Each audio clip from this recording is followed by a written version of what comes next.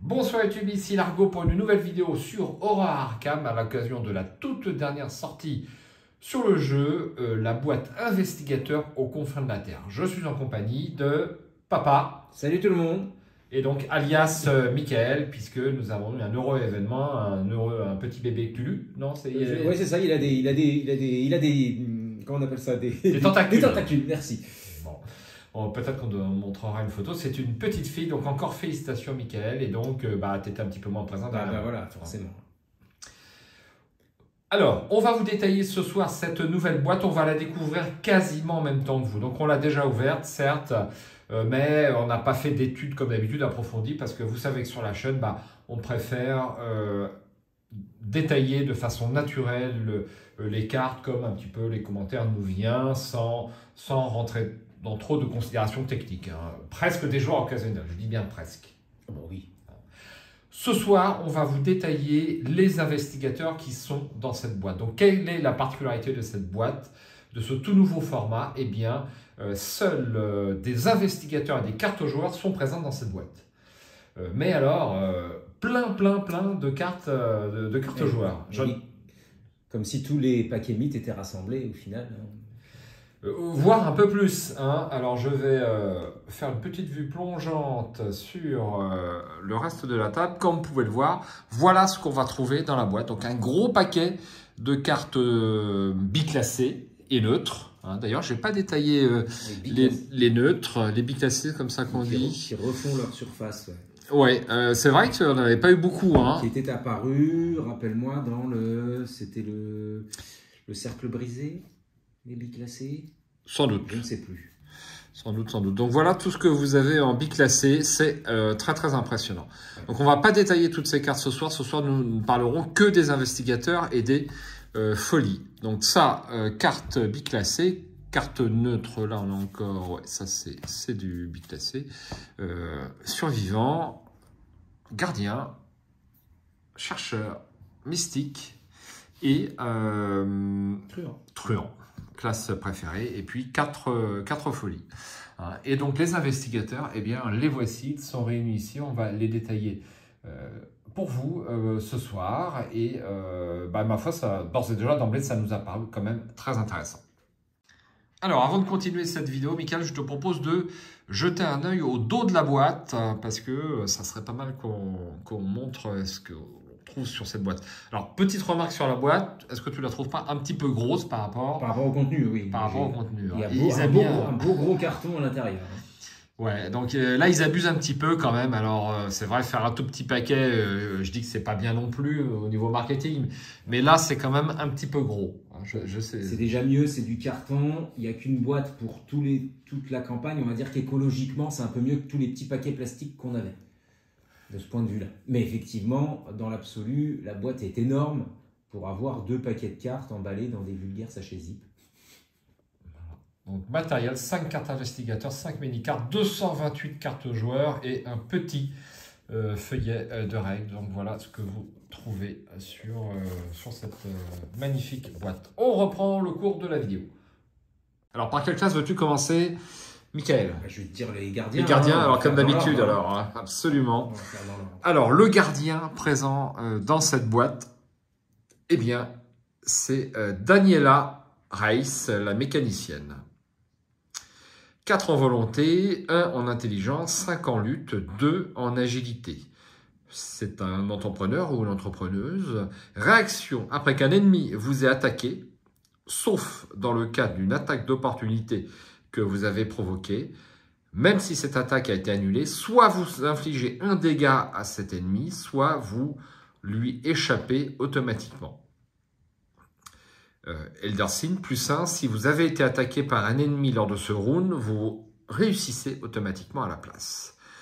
Du calme, bonhomme, je m'en occupe, sois mignon et ne t'en mêle pas. Donc une vraie camionneuse. Ouais, tout de suite le caractère. Ouais.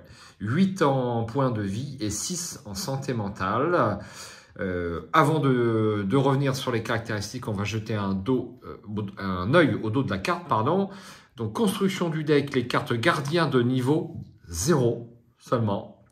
Les cartes survivantes de niveau 1 à 5. les cartes neutres de niveau 0 à 5 jusqu'à 5 autres cartes survivants de niveau 0. Exigence du deck, la clé plate et les brutes de la mafia, une faiblesse de base au hasard. Je vous laisse lire le texte fluff s'il vous intéresse. J'ai presque envie de commencer par le dos de la carte, à savoir la construction du deck qui est tout à fait inédite et tout à fait surprenante et tout à fait intéressante. Et commune aux 5 investigateurs qu'on a là. Tu les as lus un petit peu en avance. Donc c'est un gardien, mais on ne peut pas mettre de cartes de niveau 1 à 5 gardien. Ça va être que les cartes survivantes. Eh oui. Alors ça, c'est vraiment très curieux et ça va donner des decks, je pense, assez originaux dont on n'a pas l'habitude. Oui, tout à fait. Voilà. Concernant la caractéristique, alors réaction, donc elle va s'en prendre plein la gueule, j'ai l'impression, non? Ça va être un peu, c'est un rempart, hein, c'est un mur. Alors il y a plein de cartes, toutes les cartes qui permettent d'absorber les dégâts vont comboter avec Daniela Reyes et il y en a un certain paquet. Rempart de chair par exemple, c'est celle qui me venait à l'esprit. D'ailleurs c'est elle sur l'illustration. Ah, bah tu vois, t'as préparé avant alors. T'as préparé, ouais. Eh bien, je pense que ça va être quelqu'un qui va prendre plein de dégâts et puis qui va chercher forcément à les soigner. Donc, au niveau des caractéristiques, 4 en volonté, c'est pas mal pour un gardien. Ouais, c'est bien. 1 en intelligence, on va pas enquêter beaucoup. Ah bah là, faut compenser ça. Ouais. 5 en lutte, eh bien, c'est ma foi une très bonne caractéristique. Et puis 2 en agilité, c'est médiocre. Donc, c'est la volonté et la lutte, les caractéristiques intéressantes pour Daniela Reyes. Alors, toi qui joues gardien, Michael, tu as envie de la jouer? Oui, parce que c'est toujours bien d'avoir une bonne caractéristique de lutte. Et puis on a la volonté qui va bien aussi. Donc, même pour le solo, je pense que c'est utilisable, malgré le 1 en intelligence. À mon avis, c'est compensable, avec des événements qui vont permettre de faire découvrir des indices. Les preuves, les indices, voilà, tout ça. Les preuves, les scènes de crime, etc. Voir j'allais dire Greta Thunberg, mais c'est pas ça, c'est Greta alors Greta Thunberg, je crois que c'est pas dans Arkham. Hein. C'est Greta Wagner. Greta Wagner, que j'ai utilisé récemment, voilà. Tout à fait, ouais. Qui est un peu cher, mais qui pourra potentiellement, enfin je dis ça de tête comme ça, mais voilà, non, j'ai envie de la jouer même en solo. Très bien. Eh bien, écoute, ça serait bien déjà qu'on termine notre campagne Horror and Smooth parce que... Ouais, tout à fait. Ça traîne. Alors, avec tous les événements, c'est un petit peu compliqué de terminer la campagne. Moi, ce qui me déplaît un petit peu, c'est que c'est quand même de plus en plus long à 3 joueurs. 3 joueurs... Surtout Smooth, et paraît-il, il me semble avoir vu quelques rumeurs, comme quoi les scénarios de Confins de la Terre seraient encore un peu plus longs. Ouais. À 2, ça passe, mais à 3, si on démarre à 21h le soir, pour le boulot le lendemain, c'est compliqué si vous voulez, parce qu'on a une vie normale. Hein. Donc voilà pour Daniela Reyes, et on va regarder ces 2 cartes signatures. Donc sa carte forte, ça va être la clé plate. Donc c'est un soutien qui vaut 2 ressources avec 2 icônes de lutte et un icône joker, c'est déjà sympa. C'est un objet, un outil et corps à corps. Donc, action rapide, inclinez la clé plate, choisissez un ennemi dans votre lieu, cet ennemi vous attaque. Alors, est-ce que c'est sympa ça de se faire en permanence attaquer? Pour aller comboter avec sa capacité. Oui, j'ai bien compris, mais bon, c'est... Alors, sa capacité marche aussi si on a annulé l'attaque. Oui. Avec une esquive, il y a moyen peut-être de faire des choses...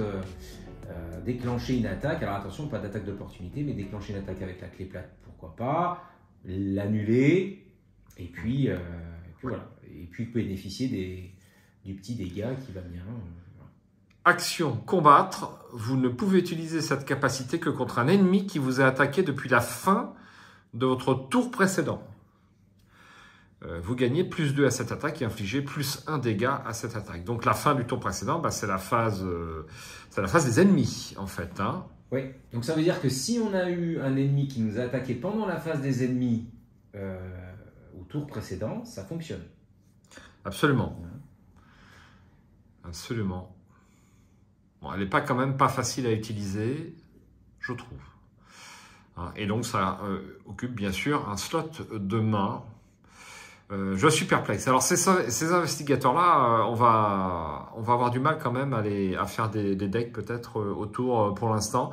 Il va nous falloir un temps d'accoutumance. Hein, voilà comment je le perçois. Alors ensuite, la carte faiblesse, eh bien c'est les brutes de la mafia.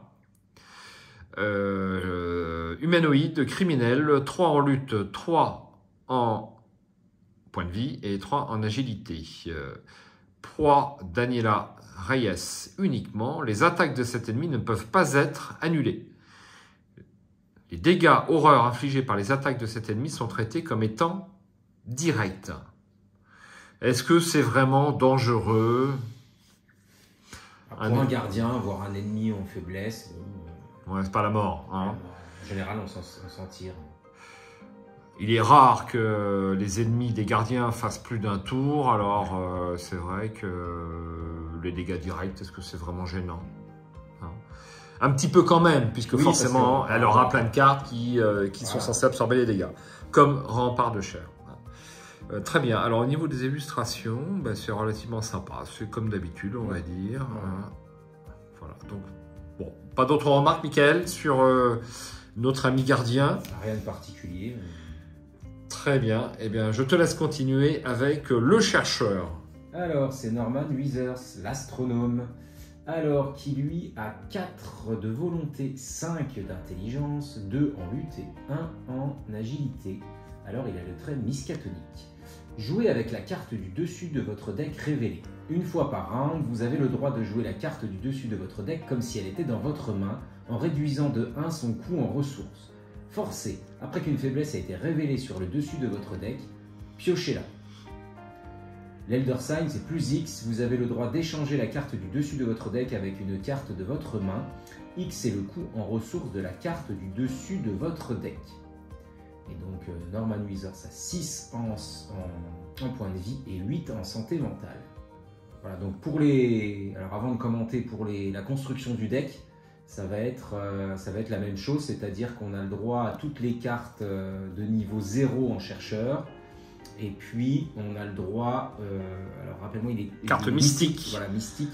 De niveau 1 à 5. De niveau 1 à 5, et donc on a le droit à 5 cartes de niveau 0 mystique pour le deck de base, oui. Et puis ensuite on a le droit à toutes les cartes mystiques de niveau 1 à 5. Absolument. Alors, sa capacité, j'ai du mal à l'évaluer. Bon, une réduction de 1, c'est pas nul, mais enfin, c'est pas non plus c'est la pas mort. Nul, ça fait une carte en main en plus. Je pense que ça doit comboter avec d'autres cartes. Je crois des cartes du paquet, il faudrait regarder un petit peu plus loin. Je pense qu'il y a des cartes qui combattent avec, du genre, j'ai plus ça en tête, mais quand on... piocher la première carte du deck. Enfin, le fait de savoir quelle est la carte en haut de son paquet, en haut de son deck, permet de faire des choses intéressantes quand même. Donc à voir, c'est une capacité qui doit comboter avec autre chose. Parce qu'en l'état... Effectivement, hein, c'est pas la mort. Voilà. Ah, ok. Bon, ben écoute, notre spécialiste chercheur n'est pas là, ce serait plutôt Jérôme, hein, à la limite, qui joue un plus chercheur. Et moi, ça m'inspire pas des masses, mais enfin bon, à voir à l'usage. Je pense que ça peut être intéressant. Il a des caractéristiques qui sont intéressantes aussi. Un 4 toujours en volonté, puis 5 en intelligence. C'est un bon chercheur, quoi. Mais il court pas vite devant les ennemis. Ah oui, non, là, ça, non. C'est pas son agilité truc. Seulement. C'est pas son truc. Plus difficile à compenser les chercheurs, hein, si on veut faire du solo. C'est plus difficile à compenser une lutte assez faible en chercheur qu'une intelligence assez faible en gardien, je trouve. Il me semble. Oui. Petite remarque comme ça. On est bien d'accord. Alors, jetons un œil sur ces cartes signature. Sa carte signature, c'est le livre d'Eibon. C'est un grimoire hyperboréen. Donc, c'est un soutien qui coûte 2. Et il a 2 icônes de volonté et une icône libre. Il a les traits objet, relique et livre. Donc évidemment, deck de Norman Withers uniquement. Pour une action rapide, inclinez le livre d'Eibon, échangez la carte du dessus de votre deck avec une carte de votre main. Et pour une autre action rapide, inclinez le livre d'Eibon, attribuez la carte du dessus de votre deck à un test de compétence éligible effectué par un investigateur dans votre lieu. Ça peut être intéressant d'échanger pour payer un petit peu moins cher une carte, pourquoi pas, une carte qu'on a dans la main, ou d'attribuer la carte, donc de mettre les icônes. Alors je me suis posé la question, peut-être une question un peu naïve, si j'attribue la carte du dessus du deck, est-ce que je la défausse après? Ou est-ce que j'attribue juste les icônes et je conserve la carte au-dessus? Eh bien, sur Arkham, il faut lire sans se poser de questions. On attribue la carte. Et quand on attribue une carte, elle est défaussée. Elle est défaussée. Ouais. Pour moi, ça ne fait aucun doute. D'accord. Avec une splendide illustration. Alors, toujours des icônes sympas. Hein. Quand on a 2 icônes volonté plus une icône joker, c'est cool quand même. Très bien. Le livre des bons, c'est la carte signature de Norman Winter. Donc, cet investigateur-là existait en carte promotionnelle. Oui, c'est vrai. Dans un livre, si je ne m'abuse. Dans un livre, absolument. Alors, j'ai attrapé la carte issue du livre. Hein. D'ailleurs, au passage, on pourra signaler que l'illustration est quand même un petit peu meilleure par rapport à celle-ci, hein, qui est assez maussade. Donc là, tu dis, oui, c'est une illustration de Magali Villeneuve. Ouais. Ouais, elle s'est pas foulée. Elle s'est pas foulée, je trouve.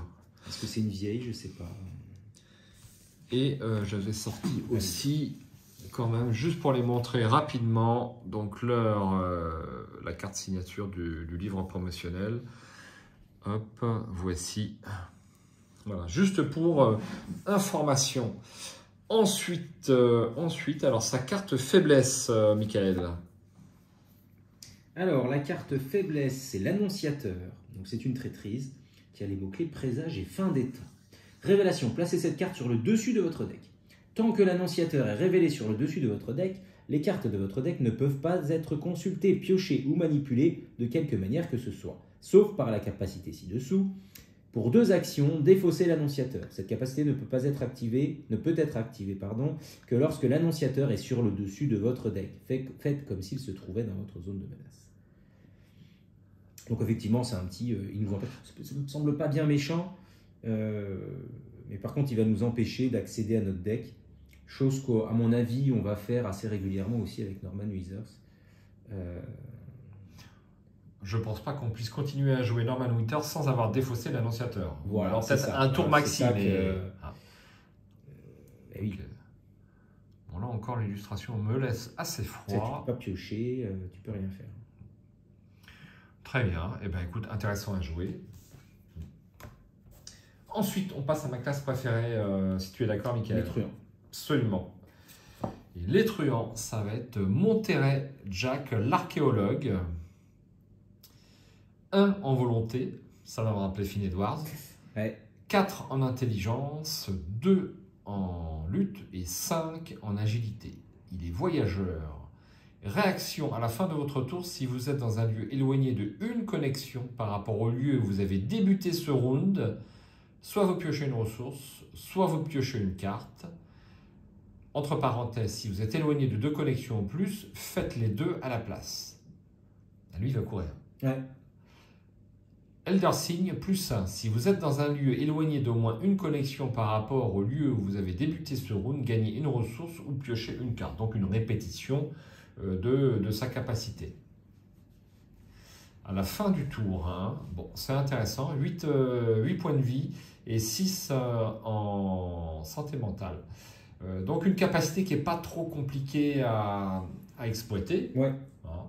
On va faire un deck qui bouge, quoi. Le plus possible, ouais.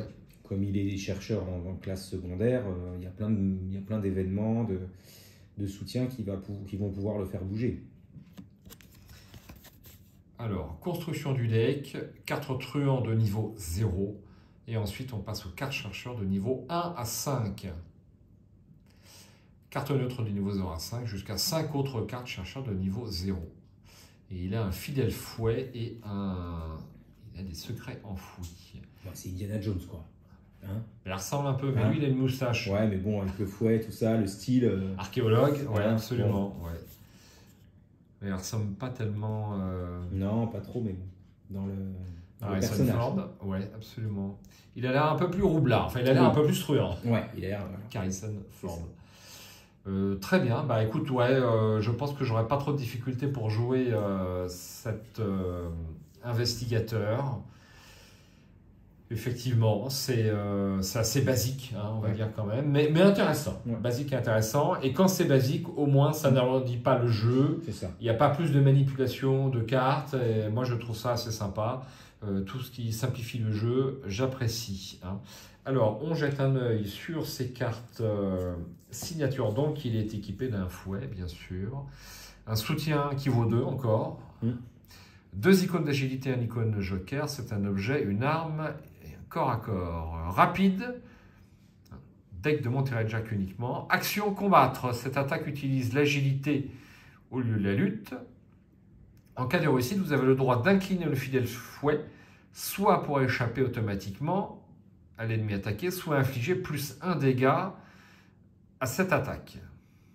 Alors le plus 1 dégât à cette attaque, ok, ça me parle pas tellement, puisque si on utilise un revolver ou autre, eh bien, on ne pourra pas utiliser cette capacité.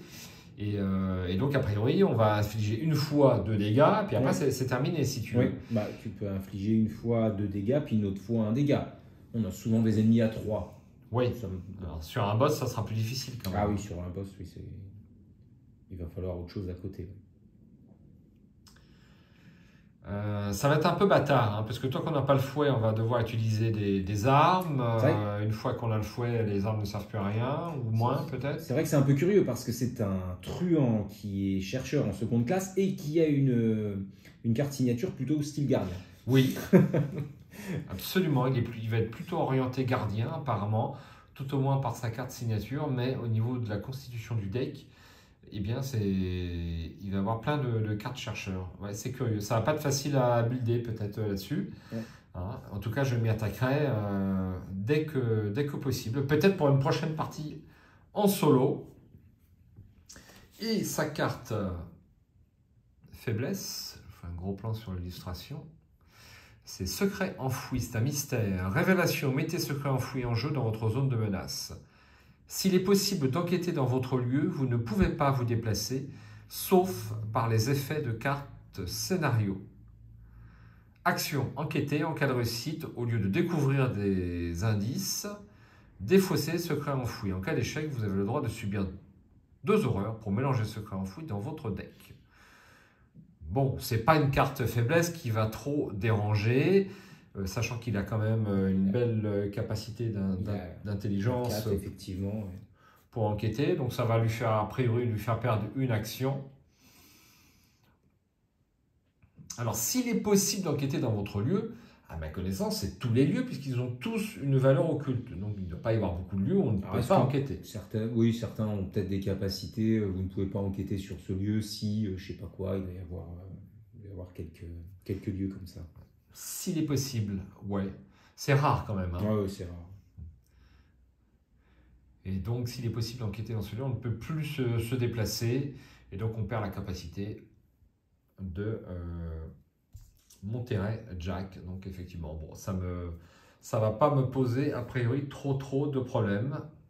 Sauf si on l'engageait avec un monstre en solo. Là, tout de suite, c'est ouais. un peu plus embêtant. Et puis, si le lieu occulte, si la valeur occulte du lieu, et si on n'a pas de bol et qu'elle est à 5 ou un peu plus, parce que parfois ça peut arriver, là, on n'a pas de bol. Si elle est à 2-3, bon, on va s'en sortir.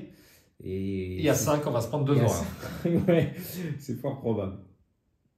Ouais, c'est pas très méchant. Il fait perdre qu'une action. Non. L'action, c'est la vie, on le sait. Et quand ça fait perdre qu'une action, la faiblesse, moi, je trouve ça assez sympa. Eh bien, écoute, je pense que la prochaine partie en solo sera sur Monterey Jack. Si tout le monde est d'accord, bien sûr.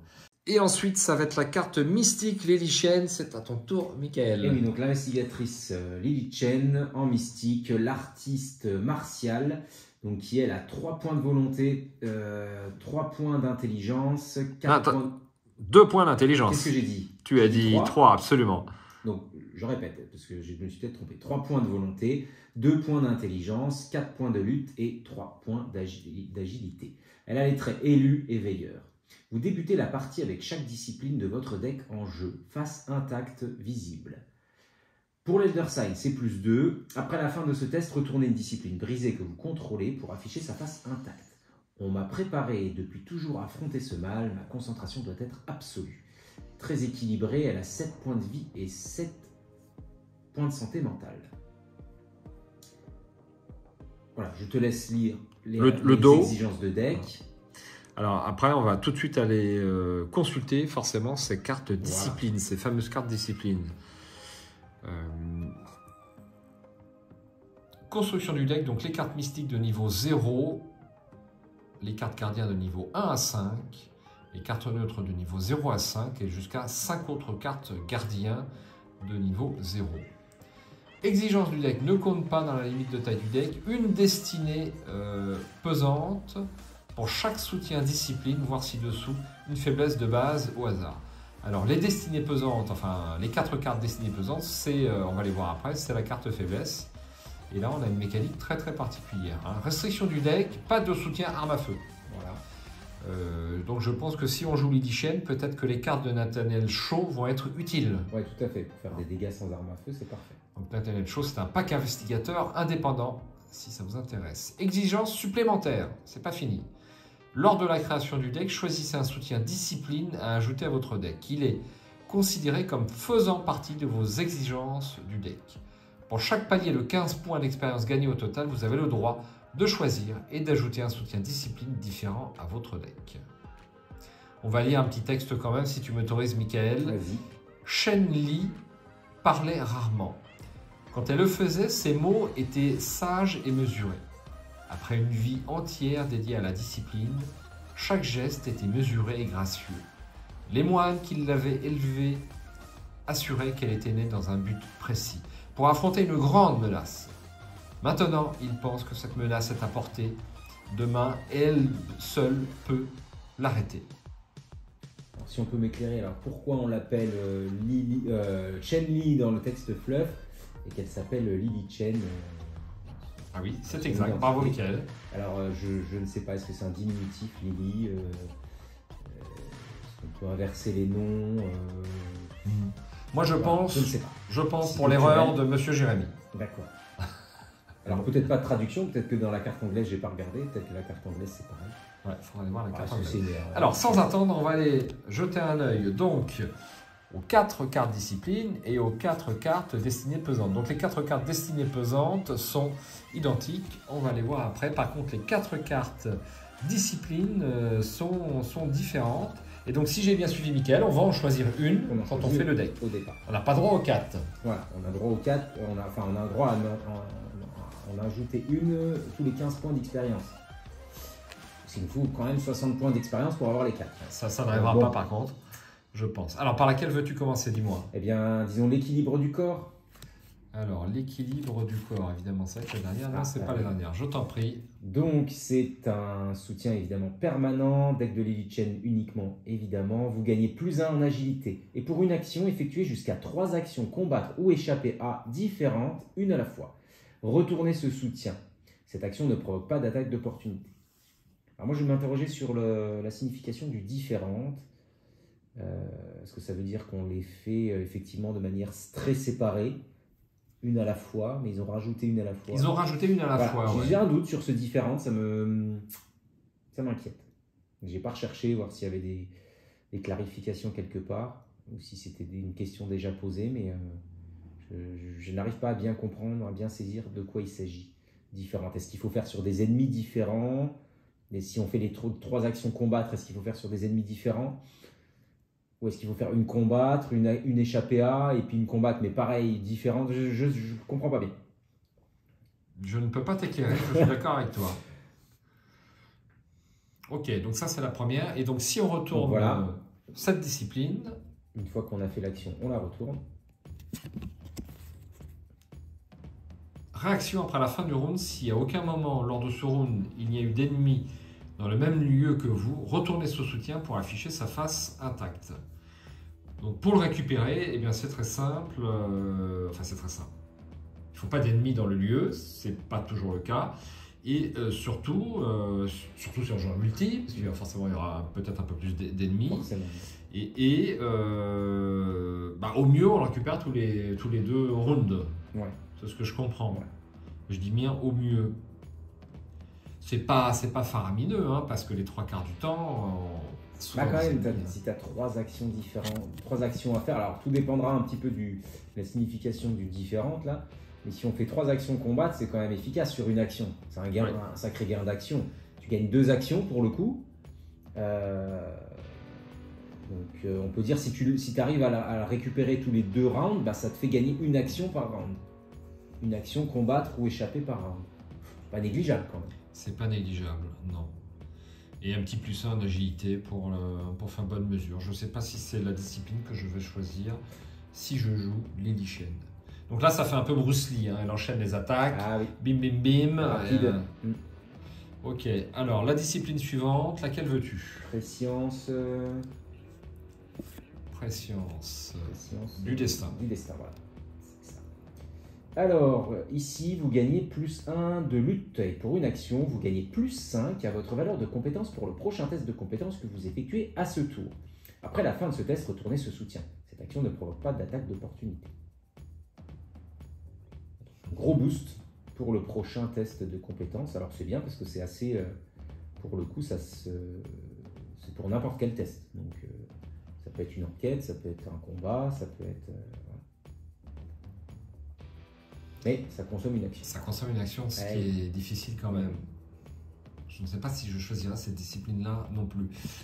Et donc, pour récupérer cette discipline, réaction après la fin de ce round, si vous n'avez effectué aucun test de compétence lors de ce round, retournez ce soutien pour afficher sa face intacte. Alors, c'est compliqué quand même de faire aucun test de compétence pendant un round entier. Ouais. Des fois, ça arrive qu'on se balade un peu, qu'on fasse de... Ça arrive. Ça arrive, mais... Ça ne fait qu'arriver. Ouais. Bon, je suis perplexe. Ensuite, nous avons la quiétude de la pensée. Oui. Et donc là, vous gagnez +1 en intelligence. Et pour une action, si vous avez moins de 5 cartes dans votre main, piochez des cartes jusqu'à en avoir 5 dans votre main. Et retournez ce soutien. À noter que... là, pour le coup, on peut avoir une attaque d'opportunité. Dans les autres, les actions ne déclenchaient pas d'attaque d'opportunité. Et là... Oui, tu as raison. Réaction par la fin de ce round. Si à aucun moment lors de ce round, vous n'avez eu 2 cartes ou plus en main, retournez ce soutien. C'est-à-dire qu'il faut avoir une carte seulement. C'est pas, c'est pas énorme. Hein. Donc il faut dépenser toutes les cartes. Ouais. Là encore, ça va être une technique de jeu très particulière puisque je suppose qu'on va essayer de dépenser un maximum de cartes pour utiliser cette discipline. C'est probable. Ce qui est intéressant, c'est que sur cette investigatrice, c'est que selon la discipline que l'on choisit, le deck que l'on va construire va être radicalement différent, j'ai l'impression. Oui. En tout cas, j'en connais, comme Tribulation Solo, qui vont s'amuser. Ensuite, la dernière. Donc c'est Harmonie de l'esprit, donc évidemment toujours impermanent. Et là, on gagne +1 en volonté. Et pour une action, subissez un dégât direct pour soigner 3 horreurs, ou subissez une horreur directe pour soigner 3 dégâts.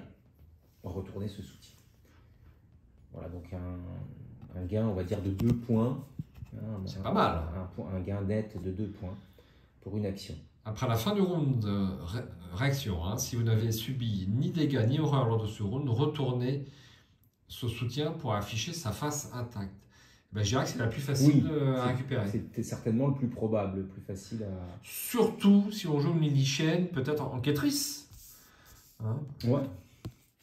Après, avec 2 en intelligence, je suis pas sûr. Et puis on est mystique et gardien. Ouais, ça va être compliqué à builder quand même. Ça va être compliqué à builder, mais donc intéressant, puisque c'est compliqué. Et puis, alors pour du solo, je pense que c'est une instigatrice qui va peut-être bien marcher, parce que du coup, on va pouvoir l'orienter un petit peu comme on veut. Lui mettre un +1 déjà de base dans la catégorie qu'on souhaite. Ça peut être... Il y a quand même le bonus passif qui est sympa. Le +1 à chaque fois. +1 direct, donc on passera à 4 par exemple ici. Et donc la faiblesse qui se trouve en 4 exemplaires identiques. Voilà. La faiblesse qui est la destinée pesante, qui est une traîtrise, qui a le trait défaut. Révélation, vous devez choisir une option. soit retourner une discipline que vous contrôlez pour afficher sa face brisée, elle ne peut plus être retournée lors de ce round, soit subir un dégât et une horreur. Voilà, donc le dégât et l'horreur, c'est un truc classique, soit eh bien, on se passe d'une discipline. Ouais, c'est pas non plus la mort en faiblesse. Hein, non. À moins qu'on compte vraiment sur les actions de sa discipline pour pouvoir avancer. Et, à ce moment-là, bon, ça peut être enquiquinant. Une mécanique super intéressante. Ouais, ils ont bien bossé. Tout à fait. C'est tout neuf, c'est fluff. L'esprit du jeu, c'est de faire des decks. Ouais. Et donc là, on va s'en donner un corps joueur. Tout à fait. Très bien, bah c'est tout pour Lily Shen, donc Bruce Lee en jupon. Voilà, l'artiste martial. Et puis on va passer au dernier. C'est le survivant. Alors, tu me l'autorises? Ah bah oui. Tu me l'autorises, donc j'aime bien les survivants. Et j'ai joué Bob Jenkins sur le signe des anciens. Donc là, nous avons Bob Jenkins, le représentant.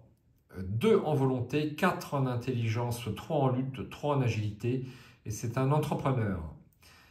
À n'importe quel moment, un investigateur dans votre lieu peut vous révéler les soutiens objets de sa main.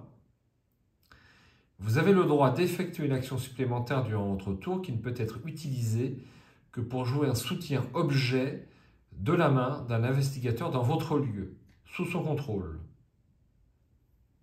Les 2 investigateurs ont le droit de dépenser des ressources pour payer son coût. Elder Sign, +1 pour chaque soutien objet que vous contrôlez. 6 points de vie et 8 points de santé mentale. Construction de Dex, donc ce sera les cartes survivantes de niveau 0, les cartes truands de niveau 1 à 5, les cartes neutres de niveau 0 à 5 et jusqu'à 5 autres cartes truands de niveau 0. Ben, je ne vais pas être dépisé quand je vais le jouer, celui-là. Donc il a 2 cartes signature, enfin une carte faiblesse et une carte signature, opération juteuse et avidité. Pauvre Bob, la persévérance et le succès et le secret du succès d'un bon représentant. Les gens ont juste besoin qu'on leur dise ce qu'ils veulent entendre et qu'on le répète inlassablement. Récemment, Bob a fait l'acquisition d'une poignée de pièces d'or maudites et il espère que cette fameuse persévérance lui sera utile pour découvrir leur origine et leur raison d'être. S'il se débrouille bien, ça sera sa plus belle affaire. Il pourra peut-être enfin prendre sa retraite, acheter ce bateau qu'il convoite et passer le reste de sa vie à pêcher sur une île tropicale. À moins que Bob ne découvre que finalement, tout ce qui brille n'est pas or. Un pitch très intéressant. Le représentant qui est un petit peu truand sur les bords. Les représentants apprécieront. Donc que peut-on dire de sa capacité? Alors est-ce qu'on peut le jouer comme multi? Alors non, je pense que ça marche pour nous, puisque à n'importe quel moment, un investigateur dans votre lieu, c'est a priori valable pour nous aussi.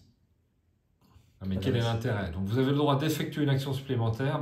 Supplémentaire. Ouais, tu as droit à une action pour jouer un objet. Effectivement. Donc on va essayer de jouer un maximum d'objets qui reviennent dans la main ou dans le deck. Tout à fait. Alors, en plus, on peut se partager le coût. Les 2 investigateurs ont le droit de dépenser les ressources pour payer son coût. Donc du coup, on peut partager le coût. Alors, ce qui peut être intéressant, je tease un tout petit peu la suite. Il me semble que ça peut être intéressant avec les cartes synergie. Les cartes synergie. Qu'est-ce que tu appelles les cartes synergie? Alors, les cartes qui ont le trait synergie dans ce pack, dans cette extension, sont des cartes qui vont jouer sur le nombre de classes différentes que tu vas trouver. Voilà, elles sont expliquées là. Le nombre de classes différentes que tu vas trouver dans ta zone de jeu. Donc tu peux avoir, si tu as une carte chercheur, une carte truand et une carte survivant par exemple, tu auras un meilleur bonus que si tu n'as qu'une carte truand et une carte survivant par exemple. Plus tu as de classes différentes dans ta zone de jeu, plus les cartes synergie vont avoir de l'intérêt à être jouées. Alors je ne vois pas le mot-clé synergie sur... tout simplement. Alors il suffit de lire la carte en fait, c'est assez explicite sur la carte quand tu vois le mot-clé synergie. Enfin le trait, pardon, c'est pas un mot-clé, c'est un trait. C'est le trait synergie sur une carte. D'accord. Il y en a un petit peu partout. On peut peut-être en montrer une rapidement. Ruse synergie, voilà. Par exemple celle-ci, regarde, flouer le système. C'est curieux que le mot-clé ne soit pas détaillé là. Alors, c'est pas un mot-clé, c'est un trait, donc en fait, on s'en fiche un petit peu. C'est pas le mot qui est important, c'est finalement la façon dont on va la jouer. Parce que regarde, l'idée, c'est gagner une ressource pour chaque classe différente parmi les cartes que vous contrôlez. Donc, tu vois, plus tu vas avoir de classes différentes dans tes cartes, plus tu vas avoir de ressources, pour cette carte-là en l'occurrence. L'intérêt, donc tu vois, il va falloir essayer d'avoir un maximum, si tu joues les cartes synergie, il va falloir avoir un maximum de classes différentes. Alors en théorie, on n'a que 2 classes dans un deck classique. Et là justement, le fait de pouvoir jouer un objet chez un autre, enfin de pouvoir jouer finalement des objets de la main d'un autre investigateur, bah, on va pouvoir ramener une classe encore différente par rapport à la sienne. J'ai compris. D'accord. Et du coup, voilà, je pense que pour le coup, il va falloir peut-être jouer ces cartes synergie avec Bob Jenkins, en tout cas en multi. Très intéressant encore, une très belle trouvaille, très fluff au niveau de sa capacité par rapport à sa profession. Ensuite, donc, il a une carte signature qui s'appelle Opération Juteuse. 2 icônes, un soutien donc de valeur 2, 2 icônes d'intelligence et un icône joker. C'est un talent. Deck de Bob Jenkins uniquement, bien sûr. Réduisez de 1 le coût de chaque soutien objet que vous jouez. Réaction: quand vous jouez un soutien objet, jouez-le sous le contrôle de n'importe quel investigateur dans votre lieu. Très bien. Voilà, donc on va pouvoir. Oui, donc c'est vraiment avec cette carte qu'on va pouvoir s'échanger des objets. Puisqu'avec la capacité seule de Bob Jenkins, on peut jouer que des objets sous le contrôle de celui qui possède la carte, de celui qui possède l'objet. Mais avec cette carte Opération Juteuse, on va pouvoir échanger des soutiens objets. Donc c'est là que peuvent intervenir les cartes synergie. Donc une carte importante pour Bob, enfin en multi. En tout cas. Très bien. Et sa carte faiblesse, c'est avidité. Révélation: subissez une horreur. Si vous avez 2 ressources ou moins, subissez une horreur supplémentaire. Donc ça fait 2. 5 ressources ou moins, subissez une horreur supplémentaire. 0 ressources, subissez une horreur supplémentaire. Donc au maximum, on peut subir 4 horreurs. C'est monstrueux. Ça peut être violent. Il y a intérêt à avoir quelques billets dans sa sacoche. Il faut être riche, c'est ça. C'est super fluff. Oh, ils sont trop forts. On pourrait dire que l'argent a son propre culte. Absolument. Il reste un malheureux billet et il y a un petit cafard. Il y a un petit cafard, ouais. C'est un billet de 5 $. On va pas aller loin avec ça. Donc là, pour jouer Bob Jenkins en multi, il est clair qu'il faut que tout le monde soit d'accord autour de la table. Ah bah oui, il faut que tout le monde build à peu près sur le même, avec beaucoup d'objets, pouvoir se donner les objets. Ça peut être très intéressant, mais c'est vrai que ça remet en cause, ça met en cause toute la table. Oui. Et d'ailleurs, je ne jouerai pas en solo, pour le coup. Je ne vois pas l'intérêt, sa capacité en solo, à part un petit gain d'action. J'aurais dû les mettre comme ça durant la vidéo, ça aurait été sympa.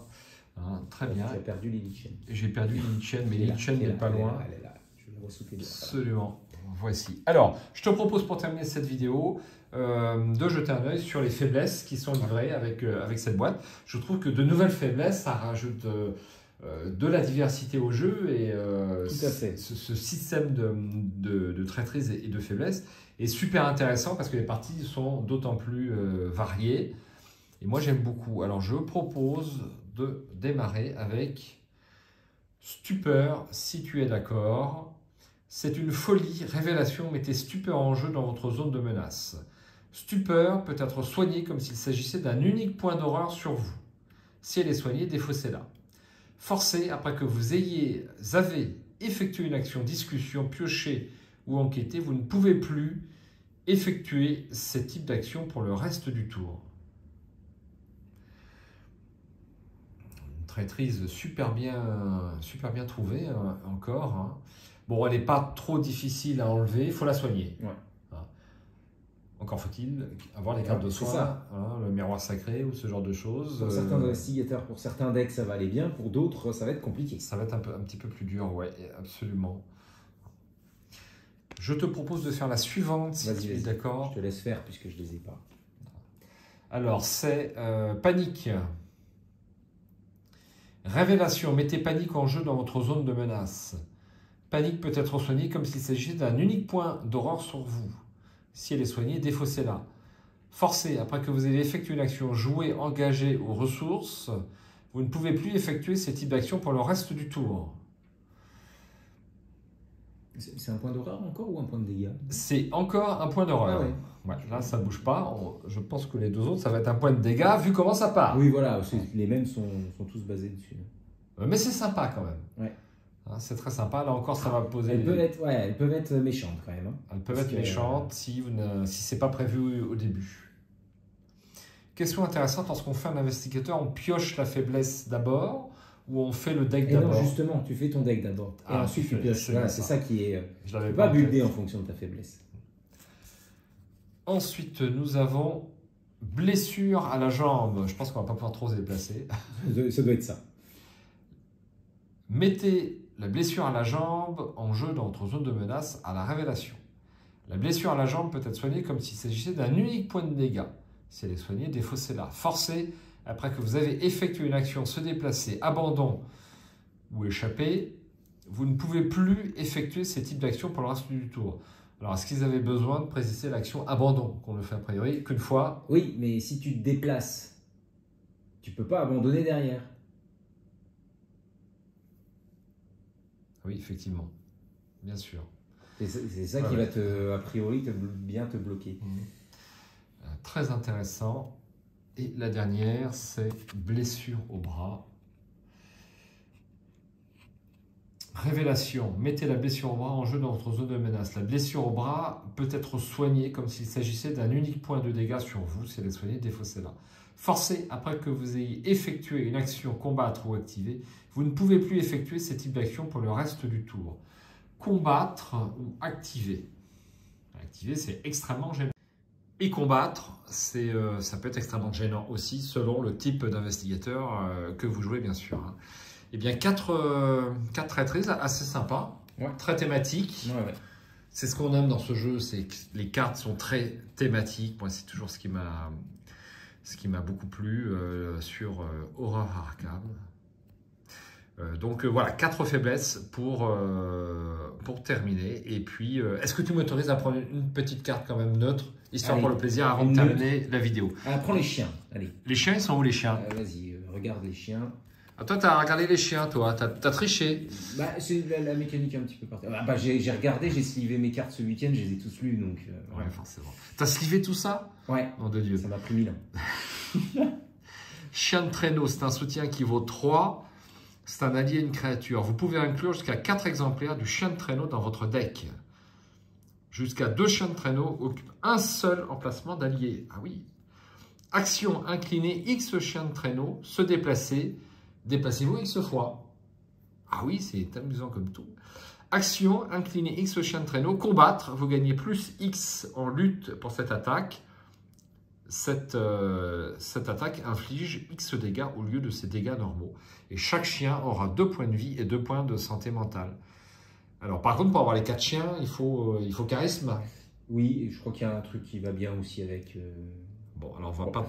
Il y a un truc avec les alliés. Oui, on peut avoir des créatures en plus. Des chiens qui sont créatures, un trait créature. Ah oui, effectivement. Je ne sais plus si ça doit être une autre carte neutre qui permet d'avoir un peu plus de créatures. Voilà. Tout est fourni dedans. Tout ce qu'il faut. Alors moi, c'est celle-là. On en est une deuxième. Hein. On va pas se brider. C'est dans le vif du sujet. C'est un soutien permanent. C'est toujours intéressant, les soutiens permanents. C'est une malédiction, par contre. Limite de 1 par deck à acheter lors de la création du deck. Lorsque vous achetez dans le vif du sujet, subissez un total de 2 traumatismes physiques et ou mentaux. Ensuite, recevez 3 points d'expérience. Alors, est-ce que 3 XP, est-ce que ça vaut 2 traumatismes? Je suis pas sûr quand même. Pas sûr, parce que 3 points d'XP, c'est ce qu'on fait après un scénario. Après un scénario, on a peut-être 1 point de trauma, mais grand max, quoi. Donc là, ça nous... Bon, pourquoi pas. Si on a du soin, si on a un deck avec pas mal de soins, on peut partir avec un dégât et puis une horreur, pourquoi pas. Mais bon.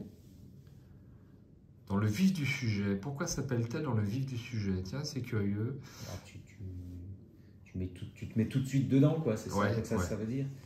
Bon, Tu me diras, c'est pas pire que les recherches ésotériques en mystique où tu prenais, si tu prenais les deux, tu prenais deux horreurs, enfin deux traumas mentaux pour avoir les XP en moins. Quoique c'est plus fort quand même. Je compare avec recherche, recherche ésotérique. C'est plus fort parce que finalement, les points d'XP, là, on n'en a que 3 sur toute la campagne avec ça, alors que les recherches ésotériques, du coup, ça va nous en faire gagner quelques-uns au bout de la campagne. J'hésite. Je ne sais pas si... Que penses-tu de cette boîte, de cette nouvelle boîte aux confins de la Terre? Moi, je trouve ça sympa. Le seul, je dirais que ils sont très bien, ces investigateurs. J'aime beaucoup. Franchement, leur construction de deck est un petit peu particulière et c'est très bien comme ça.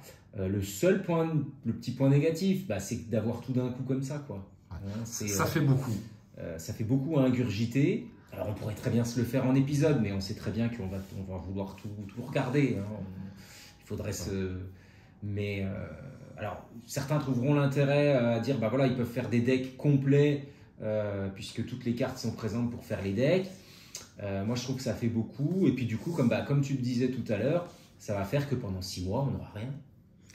Ouais, moi, j'aimais bien aller acheter mon petit paquet Mythe, c'est clair, au magasin. Exactement. Ou pour ceux qui veulent commander en ligne, sur Philibert, Ludi World et autres magasins en ligne. Ouais, je suis d'accord avec toi. Alors là, vous avez une profusion de cartes importante. Si vous démarrez le jeu et que vous n'avez pas encore acquis l'ensemble de la collection, là, ça vaut le coup. Oui, ça vaut le coup. Ça vaut le coup, tout à fait. Ça vaut le coup. Mais c'est compliqué à ingurgiter, d'un point de vue dire, intellectuel, à regarder tout ce qui correspond. Surtout si tu es joueur nouveau, tu as des mécaniques un peu nouvelles là-dedans. C'est peut-être pas le truc à aborder en premier, quoi. Certes, mais au moins on a du volume pour constituer ces decks. Et puis c'est ce que je pense beaucoup de joueurs recherchent. Moi, je trouve ça très très sympa. Cette nouvelle boîte, en dehors du fait qu'effectivement on ait l'ensemble des cartes d'un coup, mais sinon au niveau de la qualité, eh bien elle reste bien présente, au niveau des investigateurs, et puis le peu qu'on a vu des autres cartes, eh bien me paraît là encore tout à fait sympa, on va dire, qu'ils ne jouent pas la facilité au niveau de FFG, et moi j'adore, toujours. Le problème étant que Arkham prend énormément de temps, les scénarios sont de plus en plus longs lorsqu'on joue à 3 joueurs. En solo, c'est un autre binge, c'est correct. Et le souci, c'est qu'on a tellement de jeux de qualité qui sortent que le fait de maintenir Horror Arkham plus quelques autres jeux est assez compliqué. De l'investissement. C'est de l'investissement pour peu qu'on ait 1 ou 2 soirées à jouer par semaine. Enfin, moi, c'est le problème un petit peu que je rencontre. Eh bien, on va s'arrêter là. Michael, merci d'être venu jusqu'à chez moi. Merci de m'accueillir. C'est cool. Et puis, on va te rendre à tes affaires de nouveau papa. Et puis, j'espère à bientôt sur cette table de jeu. À bientôt. Ciao.